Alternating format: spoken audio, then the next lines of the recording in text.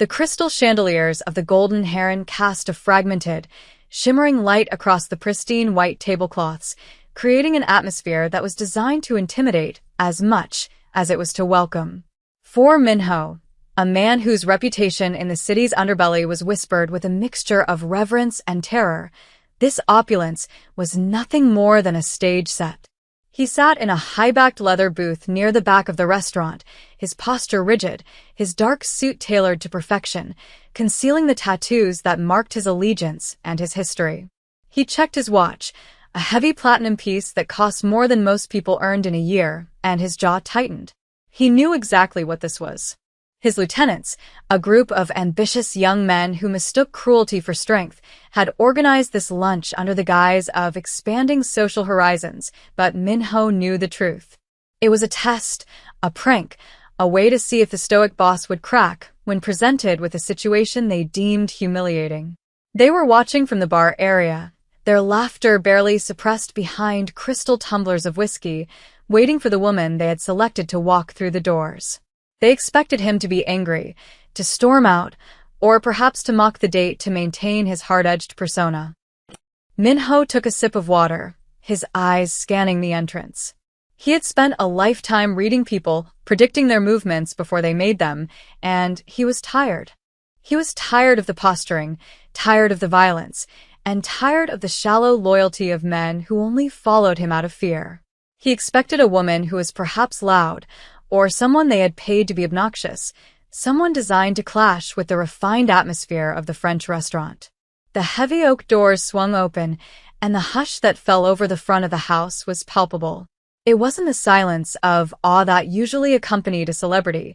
It was the judgmental silence of the elite assessing an outsider. Standing there, clutching a modest purse with white-knuckled tension, was Jasmine. She was not the caricature his men had likely promised. She was a slightly plus-sized African-American woman, wearing a simple, beige dress that fell to her knees. It was a dress bought from a department store rack, sensible and neat, but it looked like burlap next to the silk and satin of the other patrons.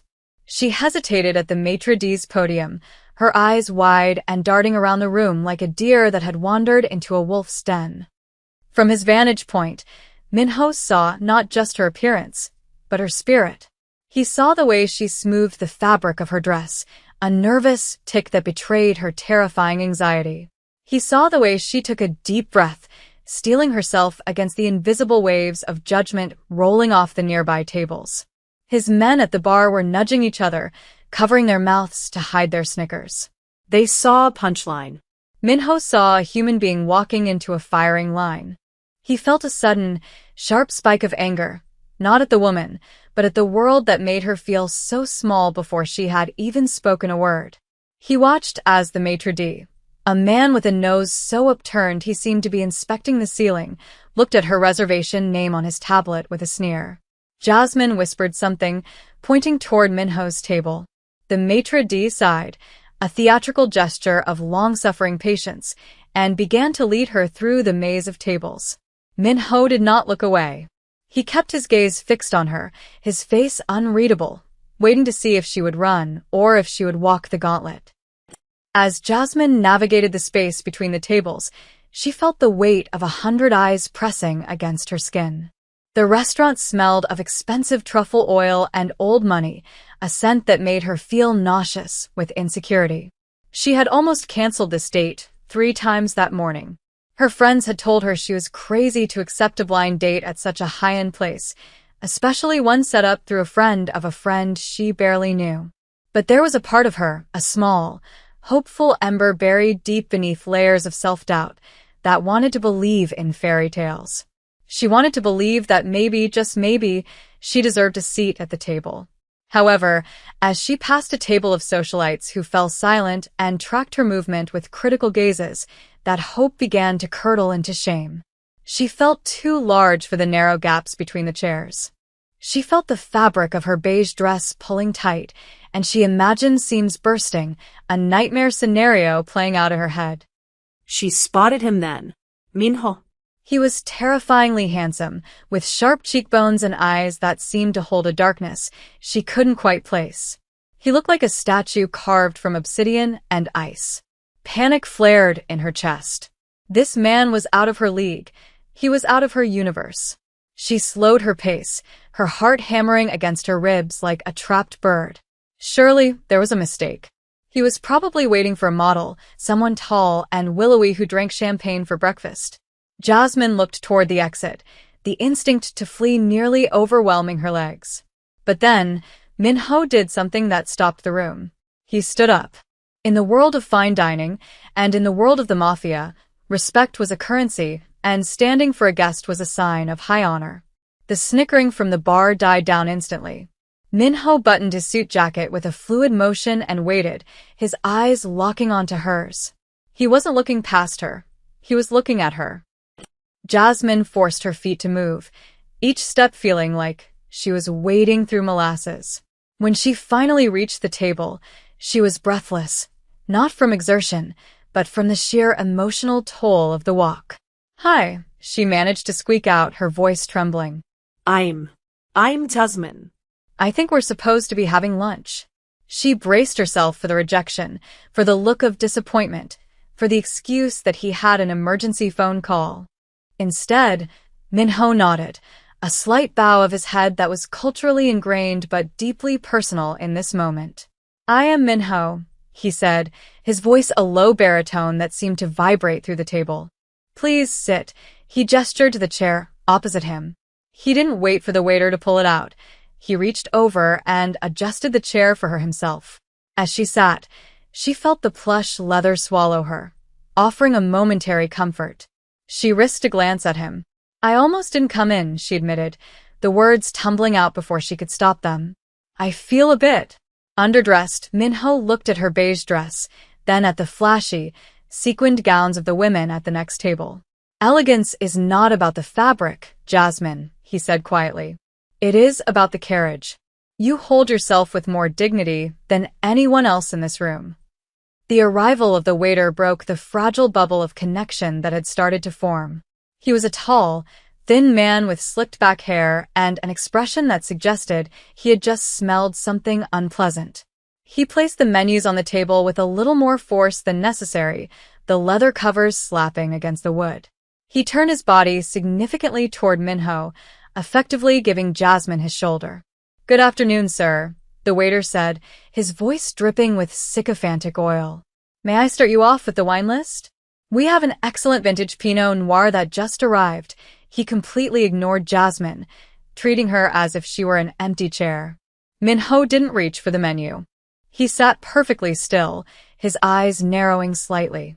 "My guest," Min-ho said, his voice dropping an octave, becoming dangerously quiet, "has not been greeted." The waiter blinked, flustered, and turned halfway toward Jasmine, offering a tight, fake smile that didn't reach his eyes. Yes." "And for the lady." Jasmine felt the heat rising in her cheeks.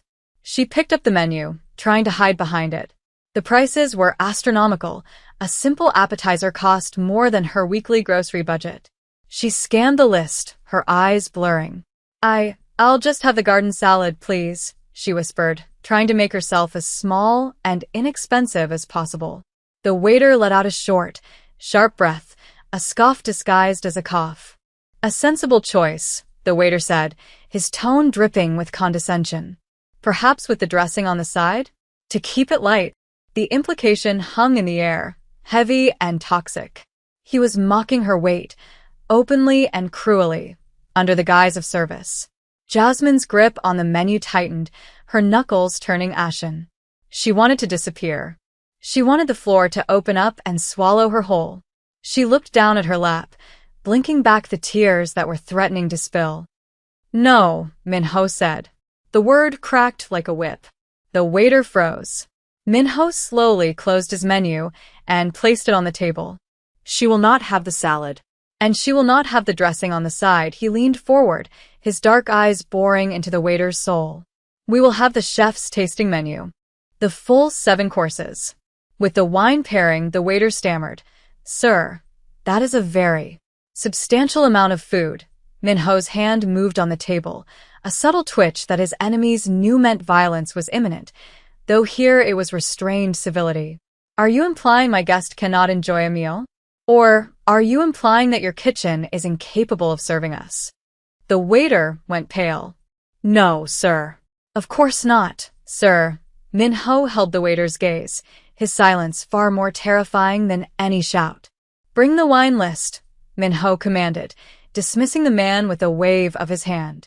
As the waiter scurried away, his arrogance punctured by fear, the atmosphere at the table shifted.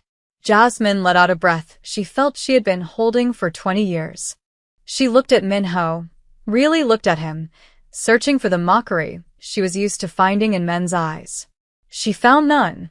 Instead, she found a strange, mirrored weariness.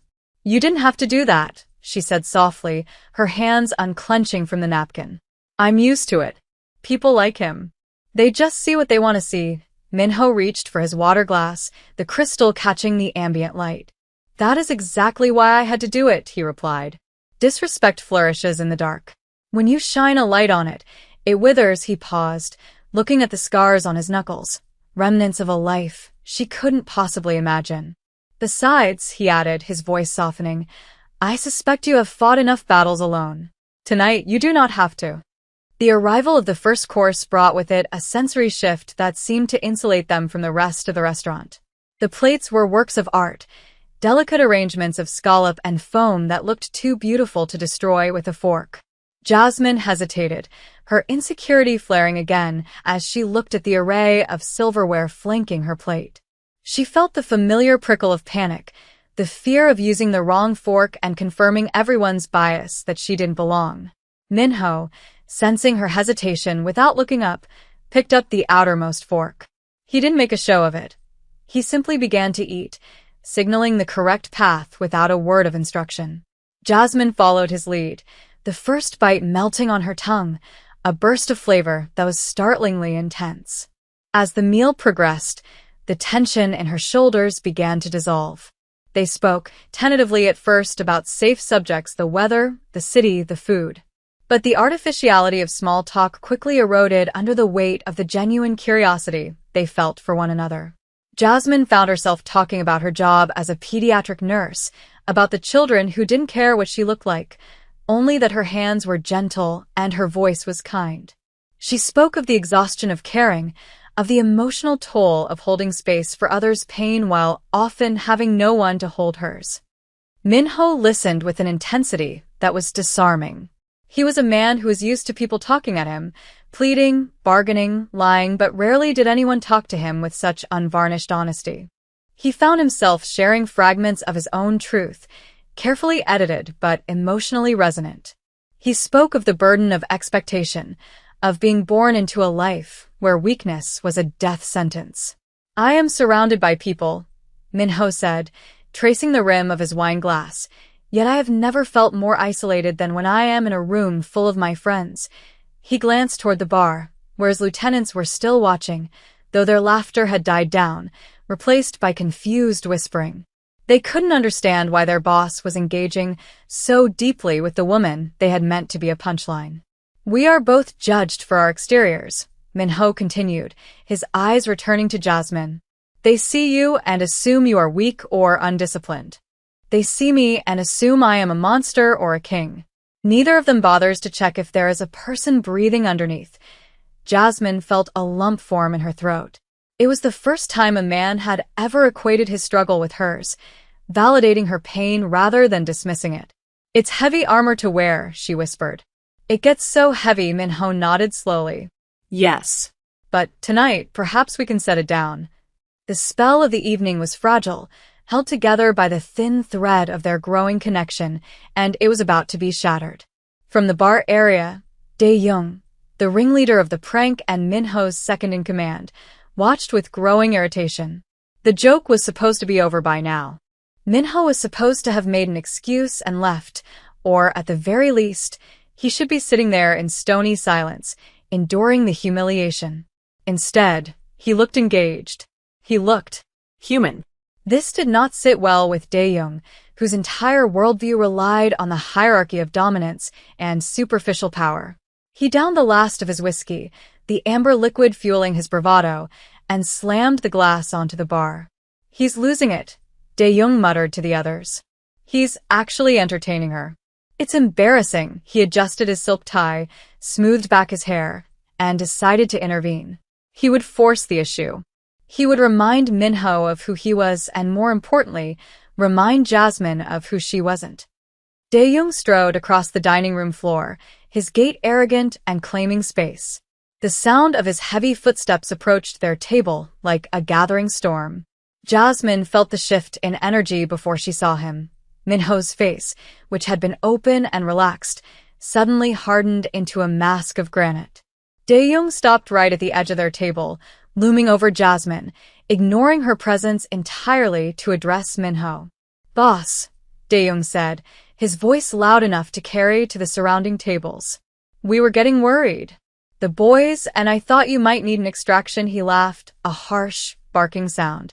"We didn't realize you were running a charity event tonight." The cruelty of the words hung in the air, suspended in the silence of the restaurant. Jasmine froze, her fork halfway to her mouth.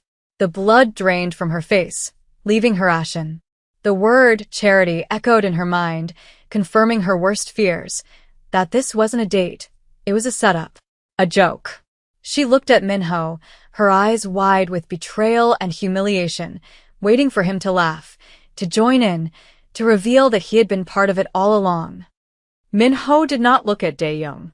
He carefully placed his silverware on the plate, aligning them with precision. "Dae-young," Minho said, his voice terrifyingly calm. "You are interrupting my dinner." Dae-young, emboldened by the audience of the restaurant and his own drunken confidence, didn't back down. He leaned in closer, a smirk playing on his lips. "Come on, Minho. Look at this. It's a gag, right? You can't seriously be sitting here with this." He gestured vaguely at Jasmine, a gesture of dismissal that reduced her to an object, an eyesore. "We set this up for a laugh. To see if you'd actually go through with it. Don't tell me you're actually enjoying the company of the whale." The slur hit Jasmine like a physical blow. She gasped, a small, wounded sound, and pushed her chair back, ready to flee. The tears she had held back earlier now spilled over, hot and stinging. She grabbed her purse, her hands shaking so badly she dropped her napkin on the floor. I have to go," she stammered, her voice breaking. "I knew it. I knew I shouldn't have come." "Sit down, Jasmine." Minho's voice wasn't loud, but it possessed a command that froze everyone in a 20-foot radius. He wasn't speaking to her as a subordinate. He was speaking to her as a protector. He stood up then, rising slowly, unfolding his height until he towered over Dae-young. The restaurant had gone deathly silent. Even the kitchen staff had paused, peering through the service window. Minho turned his body to face his lieutenant, his eyes burning with a cold, white-hot fury that Dae-young had never seen before. "You speak of size," Minho began, his voice projecting clearly through the room, reaching every diner who had stared, every waiter who had sneered. "You look at this woman, and you see only volume. You see space occupied." He took a step closer to Dae-young, who involuntarily took a step back, the smirk faltering. "I have sat across from her for an hour. Do you know what I have seen?" Minho gestured to Jasmine, who was frozen in her chair, tears streaming down her face. "I have seen a woman who carries the weight of the world with a grace you could never understand. I have seen a woman who faces judgment every single day, judgment from small, empty men like you, and yet she remains kind. She remains soft in a world that tries to harden her." Minho's voice cracked with emotion, a rare display of vulnerability that stunned the room. "You set this up as a joke? You thought it would be funny to put a beast with the boss?" Minho laughed, a dry, humorless sound. "You are right. There is a beast at this table. But it is not her." He pointed a finger at Dae-young's chest, poking the expensive silk suit. "It is the man who thinks humiliation is humor. It is the man who thinks beauty is a size." He looked around the room, making eye contact with the socialites and the businessmen who had judged Jasmine earlier. "She is the only real thing in this entire room. Her heart is vast. Yours, Dae-young. Yours is withered. It is microscopic. You are the small one here." Dae-young stood paralyzed, his face burning a deep crimson. The public dressing down dismantled his ego piece by piece. There was no comeback for moral superiority. The silence that followed was heavy, but it was no longer a silence of judgment directed at Jasmine. It was a silence of shame directed at Dae-young and everyone who had silently agreed with him. Min-ho turned his back on his lieutenant, dismissing him as if he were nothing more than dust. He turned to Jasmine, his expression softening instantly from rage to profound tenderness. He reached into his pocket and pulled out a handkerchief, pristine and white, and offered it to her. "I apologize," he said, his voice trembling slightly. "I apologize for the company I have kept. I apologize that you were brought here under false pretenses." Jasmine took the handkerchief, her hands still shaking. She looked up at him, and she saw tears in his eyes too. "But I am not sorry I met you," Min-ho continued. "In a life filled with lies, you are the most beautiful truth I have ever encountered." Jasmine dabbed at her eyes, her heart swelling with a mixture of pain and incredible relief. The waiter, the one who had been so cruel earlier, approached the table. He looked terrified, his hands wringing together. "Sir." "Madam," he stammered, his eyes fixed on the floor. The management would like to offer the meal on the house." "And?" "I am deeply sorry." Min-ho didn't even look at him. "We do not need your charity," Min-ho said, throwing a stack of bills onto the table, far more than the meal cost. "We are leaving." He extended his hand to Jasmine. "Shall we?" It wasn't a command. It was an invitation. Jasmine looked at his hand, the scarred knuckles, the strong fingers. She looked at the door, and then at the people watching them. She realized she didn't care about their judgment anymore. For the first time in her life, the staring eyes didn't feel like spotlights of shame. They felt like an audience witnessing her vindication. She reached out and placed her hand in his. His grip was firm, warm, and incredibly grounding. It was an anchor in the storm. As she stood up, she didn't smooth her dress. She didn't hunch her shoulders.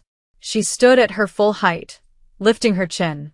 Together, they walked through the restaurant, navigating the maze of tables not as intruders, but as royalty leaving a court that was unworthy of them. The silence stretched out, unbroken by even the clink of silverware. The socialites who had whispered, the businessmen who had sneered, they all looked down at their plates, unable to meet the gaze of the couple passing by. Dae-young was still standing by the table, diminished and small, a man who had tried to wield humiliation as a weapon and found himself cut by the blade of his own cruelty. They passed him without a glance, leaving him in the wreckage of his failed prank. When the heavy oak doors swung shut behind them, cutting off the scent of truffle oil and the stifling atmosphere of the Golden Heron, the cool evening air hit their faces like a benediction. The street outside was bathed in the amber glow of city streetlights, the noise of traffic a welcome chaotic hum after the suffocating quiet of the restaurant. They walked a few paces away from the entrance before stopping. The valet stepped forward, holding the keys to Min-ho's sleek black sedan, but Min-ho shook his head. "Not yet," he said softly. He turned to Jasmine, his demeanor shifting from the fierce protector back to the man who was simply trying to figure out his own heart. The adrenaline that had sustained them inside began to ebb, replaced by a raw, vibrating intimacy. Jasmine looked up at him, the streetlights reflecting in her eyes, which were still shimmering with unshed tears. "You really meant what you said?" she asked, her voice barely a whisper. About seeing me?" It was the question of a woman who had been conditioned to believe she was invisible, or worse, an eyesore. Min-ho reached out, his fingers brushing a stray lock of hair from her forehead with a tenderness that defied his violent reputation. "I have never meant anything more," he replied. "In my world, Jasmine, everyone wears a mask. They pretend to be brave, they pretend to be loyal. Tonight, you are the only one who is brave enough to be yourself. That is a kind of beauty that makes everything else look cheap." "I'm usually the punchline," Jasmine admitted, leaning against the stone railing that lined the sidewalk, looking out at the passing cars. "I've spent my whole life trying to shrink, trying to take up less space so people wouldn't be offended by my existence. But tonight, when you stood up," she choked back a sob, a happy one this time. "I felt like I was worth defending." Min-ho moved to stand beside her, looking out at the city skyline. "You are worth defending," he said firmly. "And you should never shrink. You should expand. You should fill every room you enter, because the world needs more of what you have." He looked at his hands, the scarred knuckles that had delivered so much pain in the past. "I have spent my life taking up space through fear. I make people small so I can feel big. Tonight, for the first time, I wanted to be big for the right reason. To protect something precious." He turned to her, a small, crooked smile touching his lips. "And I am still hungry. That foam and scallop. It was not enough." Jasmine laughed, a genuine, bell-like sound that seemed to cleanse the air between them. "I'm starving," she confessed. "I was too nervous to eat all day." Minho offered his arm, a gentlemanly gesture that felt entirely natural now. "I know a place," he said. "It is not 5 stars. There are no chandeliers. But the grandmother who runs it makes a kimchi stew that will heal your soul." Jasmine took his arm, feeling the solid muscle beneath the expensive suit fabric. "That sounds perfect," she said. They began to walk down the city street, away from the district of high-end pretension and toward the vibrant, beating heart of the city. As they walked, the distance between them closed. They weren't just a mafia boss and a nurse anymore. They were 2 souls who had found a strange, unexpected refuge in each other. Minho asked her about her work, about the kids she helped, listening with a rapt attention that made Jasmine feel like the most interesting person in the world. In turn, she asked him about his tattoos, not with judgment, but with curiosity about the stories they told. They ended up at a small, open-air tent stall tucked into an alleyway, steam rising from large metal pots into the night air. The plastic stools were wobbly, and the lighting came from a single bare bulb, but to Jasmine, it felt like a palace. The old woman running the stall scolded Minho for being too thin and ladled out massive bowls of spicy, red stew, ignoring his suit and treating him like a wayward grandson. Jasmine watched him eat, stripped of the pretense, stripped of the need to be the terrifying boss. He was just a man enjoying a hot meal. She realized then that the beast the world saw was just a costume he wore for survival, much like the beige dress was hers. They sat there for hours, long after the bowls were empty, talking about everything and nothing. Jasmine told him about her dream of opening a clinic for underprivileged kids. Minho told her about his secret love for classical music, a passion he hid from his men because it wasn't tough. As the night deepened and the city noises quieted, a comfortable silence settled over them. It wasn't the awkward silence of the blind date's beginning, nor the tense silence of the confrontation. It was the companionable silence of 2 people who no longer needed to hide. Minho looked at Jasmine, the harsh fluorescent light of the stall softening her features. He realized that the prank his men had pulled, the cruel joke intended to mock him, had backfired in the most magnificent way. They had tried to anchor him with a weight, but instead, they had given him a balloon. They had given him a way out of the darkness he had been drowning in. "They thought they were punishing me," Minho said quietly, breaking the silence. "They thought that by sitting me next to you, they would lower my status." He reached across the small, sticky table and took her hand again. "They didn't realize they were giving me a gift. They were giving me the chance to see what real strength looks like." Jasmine squeezed his hand back. "And they thought they were humiliating me," she whispered. "They thought I would run away and cry. But instead, I found someone who sees me." She looked into his dark eyes, seeing the vulnerability he kept hidden from the world. "I think," she said slowly, "that maybe we saved each other tonight." Minho nodded, his expression solemn. "I think you are right." He stood up, dropping a generous amount of cash on the table for the old woman, who bowed profusely. "Come," he said. "Let me take you home. Properly this time. No running." They walked back toward the main street, the city asleep around them. The night had started with cruelty and judgment, fueled by the superficial standards of a society obsessed with appearances. It had been designed to break a woman for her size and a man for his pride. But as they walked side by side, their shadows merging into one under the streetlights, it was clear that the night had ended in victory. They had found something rare in the wreckage of that dinner. They had found the truth that beauty isn't found in the cut of a dress or the number on a scale. nor is strength found in the fear you inspire in others.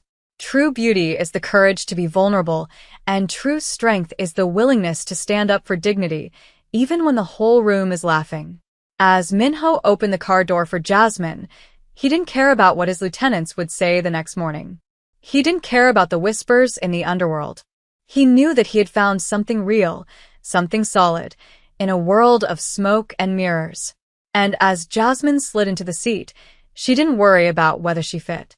She knew, with a certainty that settled deep in her bones, that she belonged exactly where she was. The blind date was over, but their story, a story of unexpected kindness and the redemption of two lonely hearts, was just beginning.